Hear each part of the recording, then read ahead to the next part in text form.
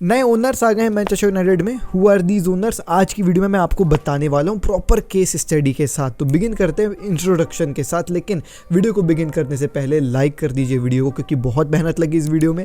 Subscribe करके जाइए, क्योंकि हम डेली 7:30 बजे आपके लिए फुटबॉल अपडेट्स देते रहते हैं। अगर आप एक फुटबॉल फैन हैं तो I highly recommend you guys to subscribe to our channel. बाकी वीडियो को चालू करते हैं बिना किसी देरी के। मैनचेस्टर यूनाइटेड एक बहुत ही बड़ी क्लब है, लेकिन ये बड़ी क्लब एक बहुत ही गंदे रन ऑफ फॉर्म के साथ जो है वो गुजर रही है। लास्ट ट्रॉफी जो इन्होंने प्रीमियर लीग की उठाई थी वो 2012-13 वाले सीजन में उठाई थी, जब सर एलेक्स फर्गसन जो है वो भाई मैनेज करते थे टीम को। उसके बाद आखिरी ट्रॉफी, प्रॉपर ट्रॉफी जो इन्होंने उठाई है वो 2016-17 वाले सीजन में उठाई है अंडर जोसे मरीनियो, जो ट्रॉफी थी यूएफा यूरोपा लीग की। 2016-17 के बाद इन्होंने एक भी ट्रॉफी नहीं उठाई है, और उस बात को हो गए भैया अभी लगभग 6 से 7 साल हो गए। अब being really very honest, if you look at the club ना, क्लब इंस्टीट्यूशनली हिला हुआ है भाई। यहाँ पे ओनर सही नहीं है। ग्लेजर्स ने क्या रंगरलियां रचाई हैं आप लोगों को पता ही है। ना इंस्टीट्यूशन सही है, ना स्पोर्टिंग फैसिलिटीज सही है, ना स्काउटिंग सही है। साइनिंग्स तुम देख लो, 100 मिलियन खर्च कर दिए जाते हैं एंटनी के ऊपर जो चल नहीं रहा है, रासमस हॉलैंड के ऊपर जो चल नहीं रहा है। तो पूरा क्लब ही हिला हुआ है, ऊपर से नीचे तक, अंदर से खोखला हो चुका है Manchester United since sir Alex Ferguson has left the club. लेकिन अब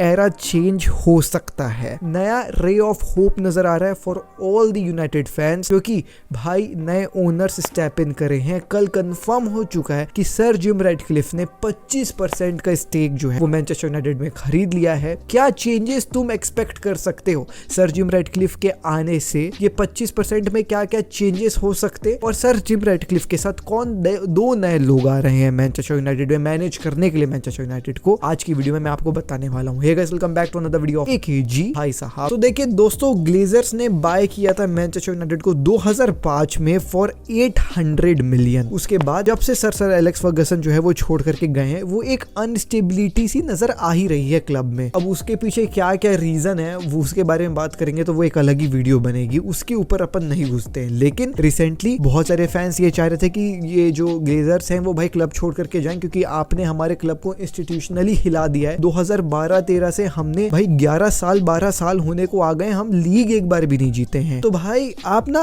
बेटर है क्लब छोड़ करके चले जाओ, क्योंकि आप मैनेज ही नहीं कर पा रहे हो। तो ग्लेजर्स वालों ने सोचा यार कि इतना अपन को बैकलैश देखने को मिल रहा है, लेट्स सेल दी क्लब यार। तो उन्होंने सोचा कि अब सेल करते हैं क्लब को, और उन्होंने एक्सेप्ट करना चालू किए बिडिंग्स की, कौन ज्यादा बिड लगाएगा क्लब को जो है वो खरीदने के लिए, हम उसको क्लब को बेच देंगे। अब दो प्रोमिनेंट इसमें जो है वो खिलाड़ी नजर आए। एक थे भैया सर अपने शेख जसीम, और एक थे sir Jim Radcliffe. Sheikh Jassim का कहना यह था कि मैं 100% ऑफ द क्लब को जो है वो अक्वायर कर लूंगा, पर 100% यहाँ पे जो है वो क्लब को जब मैं अक्वायर कर लूंगा तो मैं प्रॉपर तरीके से क्लब के ऊपर इन्वेस्ट करूंगा, जितने भी डेट्स हैं क्लब के सब पे ऑफ कर दूंगा, और बहुत अच्छे तरीके से इन्वेस्ट। सर जिम रैडक्लिफ ने कहा कि मैं ना केवल 25% ही जो है वो भाई इन्वेस्ट करने वाला हूँ क्लब में, मैं 100% नहीं खरीदूंगा। अब fans obviously wanted Sheikh Jassim to take over the club, क्योंकि एक तो शेख मनी, ऑयल मनी, वो प्रॉपर 100% खरीदता तो तख्ता पलट हो जाता मैनचेस्टर यूनाइटेड का, जैसे सिटी का हुआ। लेकिन ग्लेजर्स वो नहीं चाहते थे। ग्लेजर्स जानते हैं कि मैनचेस्टर यूनाइटेड ना एक काऊ है, मिल्क देने वाली काऊ, इससे जितना मिल्क निकालो उतना अच्छा है। तो यार अपन अपने इतने बड़े जो है वो भाई फाइनेंशियल गेन को कैसे जाने दे। तो ये जो 25% में क्लब खरीद रहा है ना, उसी को बेचते हैं। अब फाइनली कल जो है वो 25% में सर जिम रैडक्लिफ ने क्लब को खरीद लिया। अब ये 25% का जो बाय हुआ है वो कैसे हुआ है, डील को थोड़ा सा ब्रेक डाउन करते हैं। तो देखो दोस्तों, डील का स्ट्रक्चर कुछ ऐसा है कि 100% क्लब का अवेलेबल था। अब 25% में इन्होंने क्लास ए के शेयर्स भी खरीदे और क्लास बी के शेयर्स भी खरीदे। अब बात कर ले अगर हम पैसे की, तो ये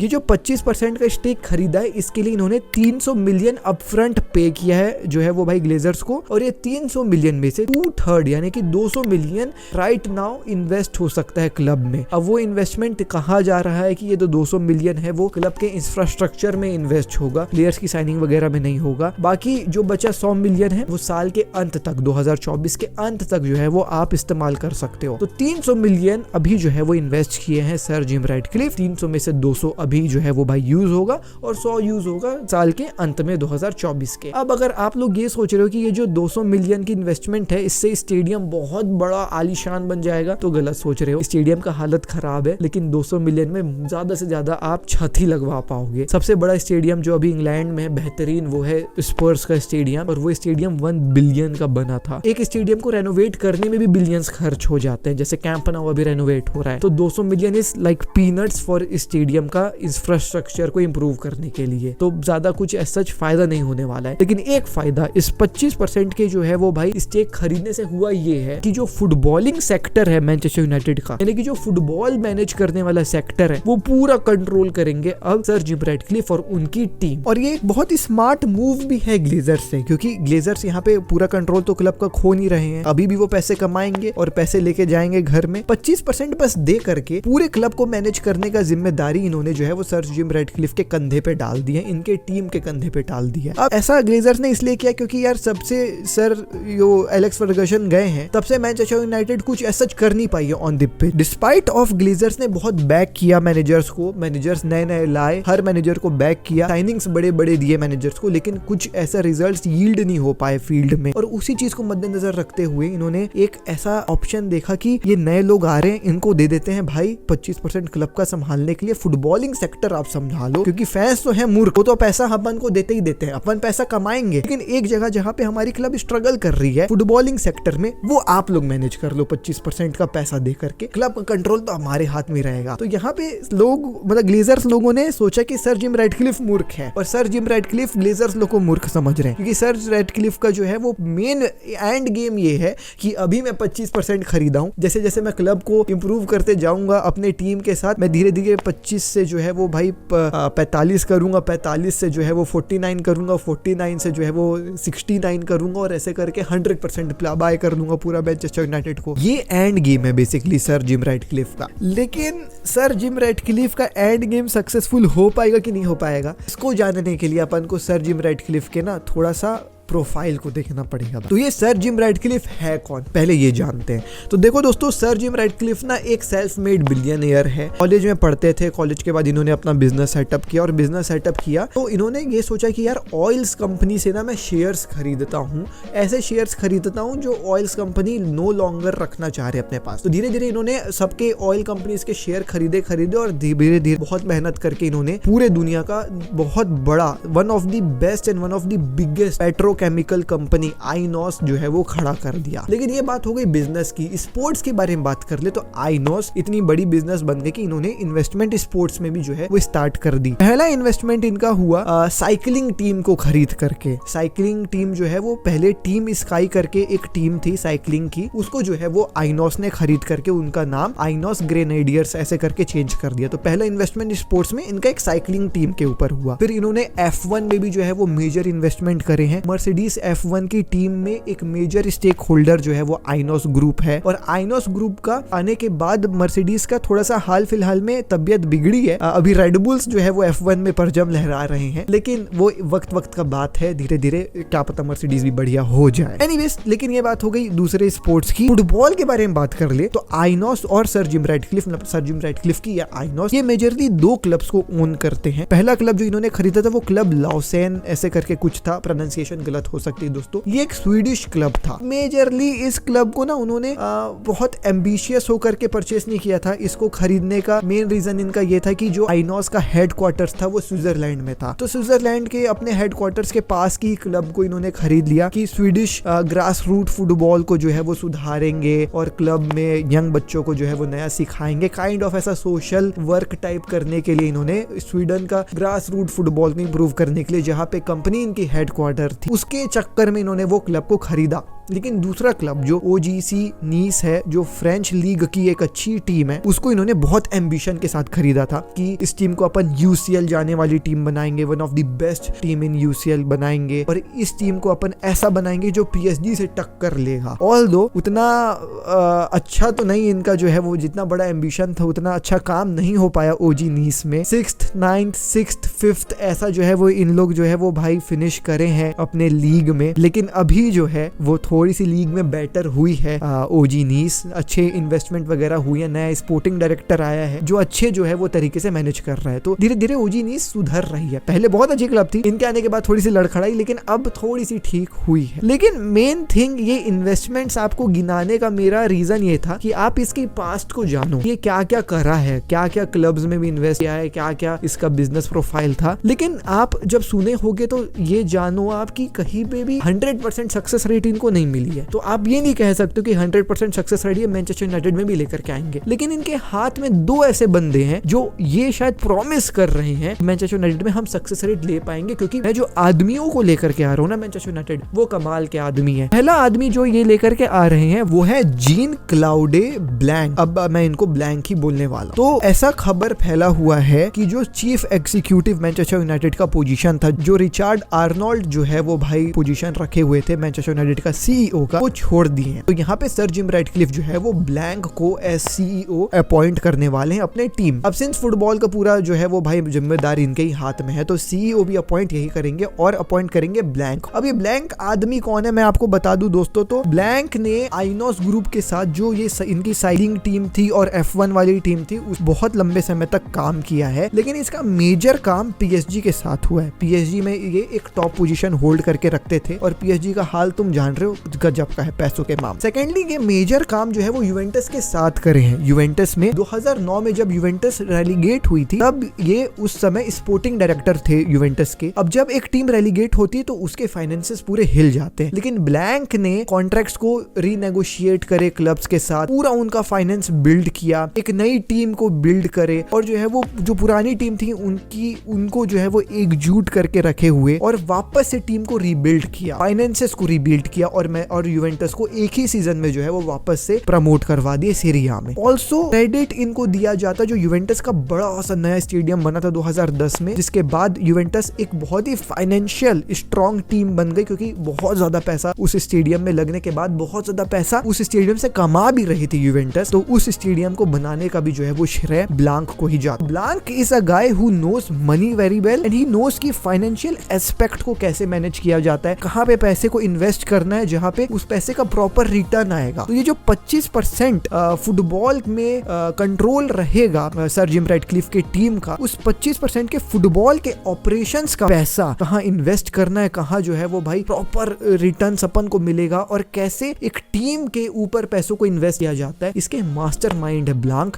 पैसे वाले मामले में तो भाई सर जिम रैटक्लिफ की टीम A1 नजर आ रही है। बात कर ले दूसरे बंदे की जिसको एज अ स्पोर्टिंग डायरेक्टर शायद सर जिम रैटक्लिफ लेकर के आएंगे, उसका नाम है सर डेव ब्राइल्सफोर्ड। अब सर डेव का कहानी कुछ ऐसा है दोस्तों कि सर डेव एक बहुत ही नामी गामी आदमी है यूके में। ये जो है वो भाई यूके की साइकिलिस्ट टीम, जो यूके की ब्रिटेन की साइकिलिस्ट टीम होती है, उनको जो है वो भाई मैनेज करते हैं। अब ये एक बहुत बड़े मोटिवेशनल फिगर भी है भाई ब्रिटेन में, बहुत बुक्स वगैरह भी जो है वो इन्होंने ली है। लेकिन सर डेव का ना एक फंडा बहुत ही क्लियर था और वो फंडा था इनका मार्जिनल गेन्स के ऊपर। इनके हिसाब से मार्जिनल गेन्स एक ऐसा थ्योरी है कि किसी भी चीज के हम माइन्यूट चीजों को 1% से भी मतलब इंप्रूव करेंगे तो वो चीज ओवरऑल जो है वो काफी अच्छी इंप्रूव हो जाएगी। और ये चीज का दिमाग, ये चीज का फंडा इन्होंने लगाया ब्रिटेन के साइकिलिंग टीम में। 1908 से ब्रिटेन की टीम केवल एक ही 2 बार उन्होंने जो है वो गोल्ड मेडल पाया ओलंपिक्स, और उसके बाद 2000 शायद 9-10 में हो सकता है ये डेट गलत हो, बट जब इनको अपॉइंट किया गया as the manager of Britain की साइकिलिंग की टीम, हाई साहब इन्होंने जो है वो भाई ब्रिटेन की साइकिलिंग टीम का तख्ता पलट कर दिया। विथ हिम कमिंग ब्रिटेन की साइकिलिंग टीम जो है वो 18 टाइम जो है वो भाई ओलंपिक्स विनर बनी। साथ ही साथ फिर इन्होंने जो है वो भाई ब्रिटेन की साइकिलिंग टीम को छोड़ करके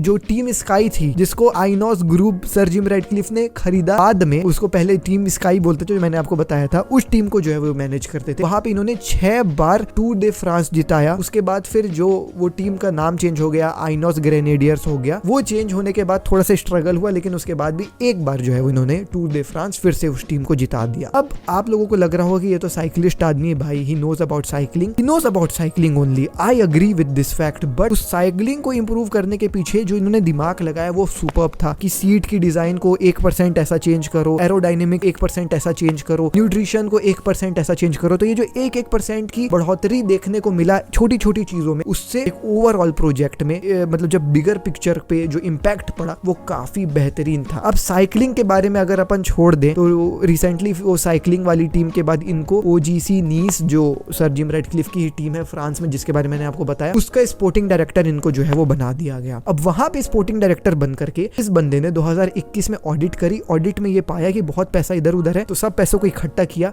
और फिर अच्छी टीम बनाया।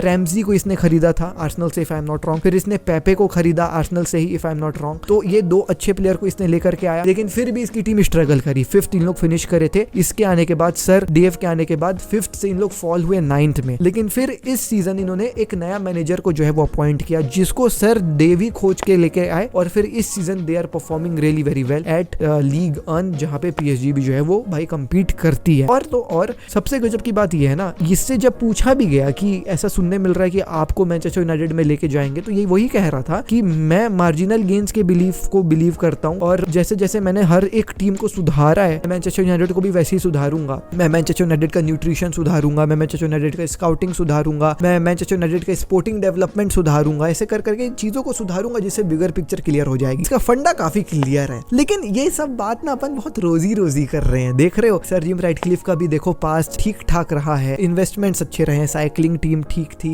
F1 में भी ठीक है, फुटबॉल में भी 2 जो है वो टीम में इसने जो है वो इन्वेस्ट किया, ठीक चल रहा है। लेकिन let's look upon the problems as well. ठीक है, हर चीज रोजी नहीं होती, थोड़ी सी गोजी भी होती है, तो गोजी वाली चीज में देख लेते हैं। तो सबसे पहली बात जो हमारे ब्लैंक के बारे में बात मैंने करी, जो CEO बनेंगे, उनका एक्सपर्टीज केवल पैसों पे ही है। पैसे तो इनके पास रहेंगे, लेकिन जब टीम अच्छी नहीं रहेगी तो उन पैसों का क्या करेगा यार। मोर ओवर सर डेव का जो पूरा पोर्टफोलियो है ना, वो थोड़ा सा सिमिलर नजर आ रहा है। साउथहैम्पटन में भी ऐसे ही कुछ तख्ता पलट हुआ था 2005-2006 में, जब उन लोग ने भी अपना टेक्निकल डायरेक्टर चेंज किया था, जिसका रन ऑफ फॉर्म अच्छा नहीं था। और वो टेक्निकल डायरेक्टर भी जो है वो इंग्लैंड के रग्बी कोच रहे थे अपने समय के, बहुत नामी गामी, सर क्लीव वुडवर्ड नाम था उनका। तो जैसे इसका सर डेव का साइकिलिंग टीम के साथ एकदम बेहतरीन माहौल रहा है, वैसे उनका इंग्लिश रग्बी टीम के साथ काफी माहौल था। लेकिन he was not successful at Southampton when he was appointed looking at his portfolio of rugby. Similar way में यहाँ पे भी इनके साइकिलिंग के पोर्टफोलियो को देख करके अगर हम ये सोचेंगे कि इंग्लिश फुटबॉल में ये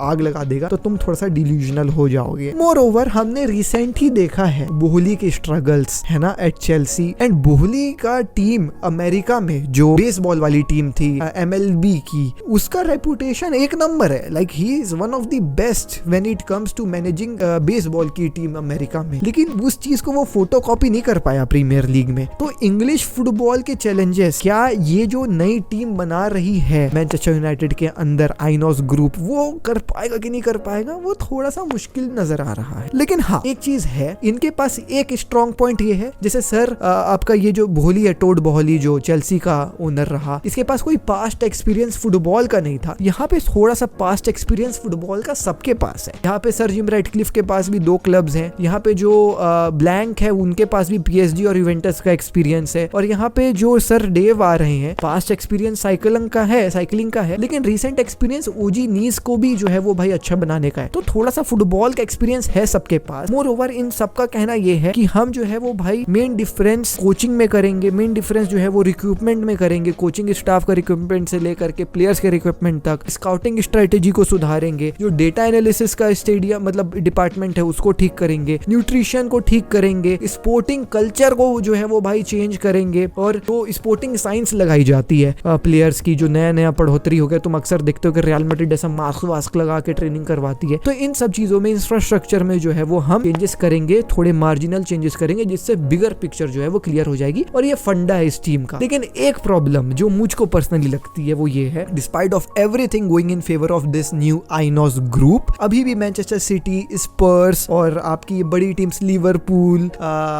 और चेल्सी ये इतनी वरीड नहीं होंगी इस चेंज से। क्योंकि पता क्या, despite of having everything in their favour, एक चीज जो मेरे हिसाब से उनके फेवर में नहीं है, और वो है 25% का ही जो है वो कंट्रोल। आई नो वो 25% पूरा फुटबॉल ऑपरेशंस का है, लेकिन अभी भी मेजर ओनर ग्लेजर ही है, तो जो एंड डिसीजन होगा वो ग्लेजर्स का ही होगा।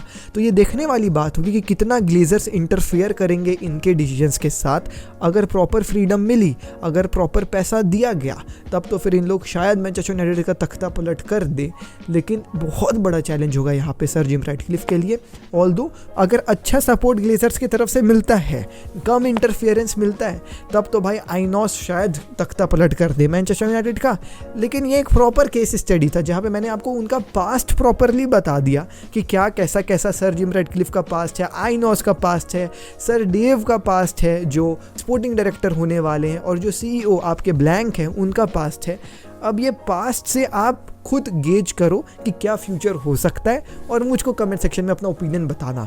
मेरा ओपिनियन ये है कि ज़्यादा चेंज मत एक्सपेक्ट करना, क्योंकि एक्सपेक्टेशंस 2012-13 के बाद से मैनचेस्टर यूनाइटेड में हर्ट ही कर रहे हैं। मैं मिलता हूँ आपसे कल की वीडियो में। टिल दी नेक्स्ट वीडियो, मैं शिश के साइन और टेक केयर, पीस, जय हिंद, वंदे मातरम। डीएनए भरा है खून में, फुटबॉल की नॉलेज दिमाग में, चैनल भरा है जुनून से।